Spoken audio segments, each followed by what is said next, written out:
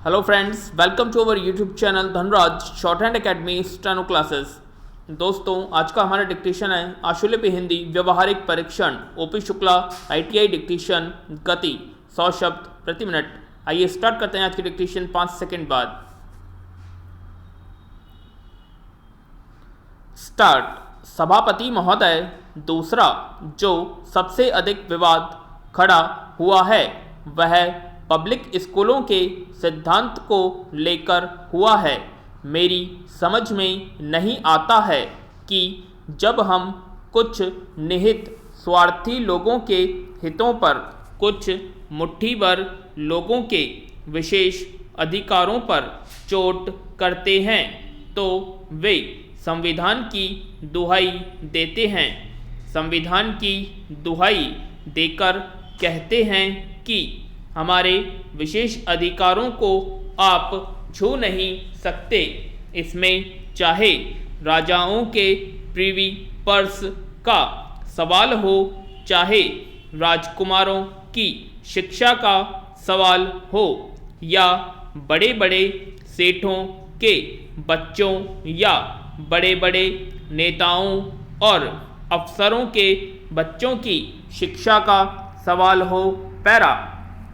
महोदय, यह सही है कि हमारे संविधान ने यह अधिकार दिया है कि हम अपने बच्चों को जैसी शिक्षा देनी चाहिए वैसी शिक्षा उन्हें दिलाएं, लेकिन इसका यह अर्थ नहीं है कि हम अपने बच्चों को जेब काटने वालों के स्कूलों में जेब काटने की शिक्षा दिलाएं।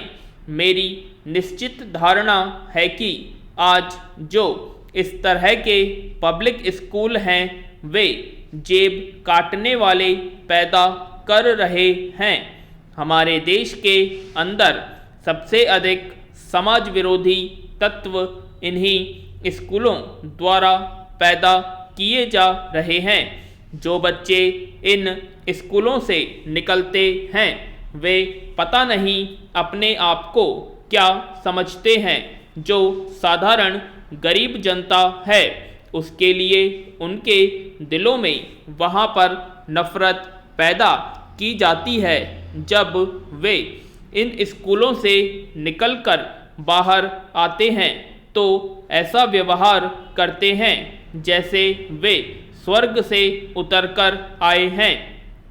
इन पब्लिक स्कूलों में हमारे देश की संस्कृति, हमारे देश के महान इतिहास, हमारे देश की शिक्षा से बच्चों के दिलों में नफरत पैदा की जाती है। इस प्रकार की शिक्षा जो हमारे इन पब्लिक स्कूलों में दी जाती है वह राष्ट्र विरोधी है, समाज विरोधी है और यह देश के लक्ष्यों, हमारे राष्ट्र के उद्देश्यों को प्राप्त करने में सहयोग प्रदान नहीं करती बल्कि उनमें बाधा डालती है। आश्चर्य की बात यह है कि लोक सेवा आयोग द्वारा जब नौकरी देने का प्रश्न आता है तो सबसे अधिक अवसर इन्हीं बच्चों को दिए जाते हैं। यही कारण है कि आज हमारी सेवाओं में जो आते हैं वे सब एक विशेष मनोवृत्ति लेकर आते हैं। वे देश की सेवा करने की मनोवृत्ति लेकर नहीं आते हैं बल्कि अपने आराम की मनोवृत्ति लेकर आते हैं। मैं चाहता हूं कि यदि यह वैधानिक प्रश्न हो तो हमें विधान में संशोधन करना चाहिए।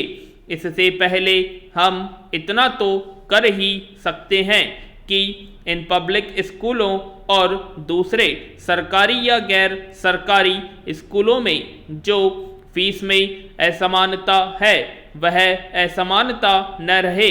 हम यह भी रोक लगा सकते हैं कि इस प्रकार के प्रत्येक स्कूल में जब दाखिला किया जाए तो स्कूल के पड़ोस में नज़दीक में रहने वालों को अवसर दिया जाए।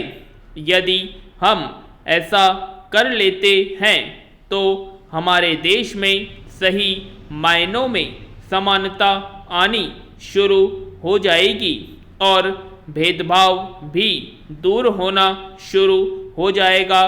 पूर्ण विराम। तो दोस्तों ये थी हमारी ओपी शुक्ला आईटीआई की हिंदी डिक्टेशन, जो कि 100 शब्द प्रति मिनट की गति से बोली गई थी।